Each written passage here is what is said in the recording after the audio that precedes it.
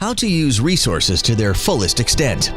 Allocating resources well is an important element in helping your team gain a certain advantage over the course of battle. It can get you ahead of the opposition and put final victory on firm footing. But how should these resources be used to their most reasonable, fullest extent? 1. Pay attention to the birth of monsters and its buff. The Might Golem and Sage Golem will appear 30 seconds, the Spirit Sentinel 110 seconds, and the Abyssal Dragon 2 minutes, whereas the Dark Slayer will appear every 6 minutes in the game. Remember that the buff will continue for a certain amount of time. The Sage and Might buffs will continue for 1 minute and 10 seconds. The Life Force buff will last for 1 minute. The Dark Slayer's Wrath buff will continue for 1 minute and 20 seconds. The Abyssal Dragon's buff offers extra gold and experience, thus it has no time limit. The effects of these buffs will provide a great boost to players' power. 2.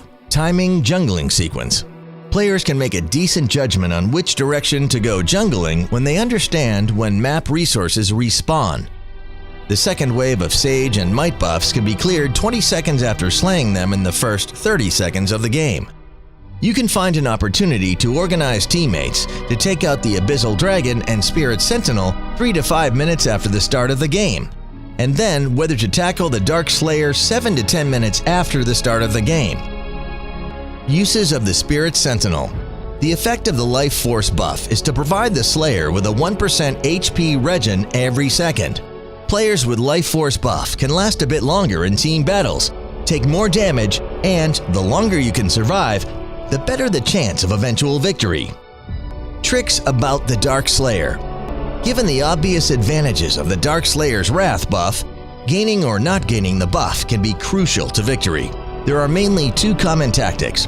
The first involves teammates lying in wait in the brush while one member goes to attack the Dark Slayer, attracting the enemy to come over, at which time the team can take chance to slay the enemies and then, at the end, the Dark Slayer as well.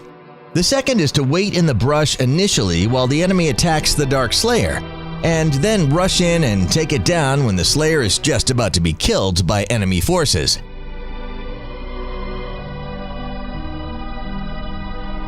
These are just some of the tips for using and obtaining resources.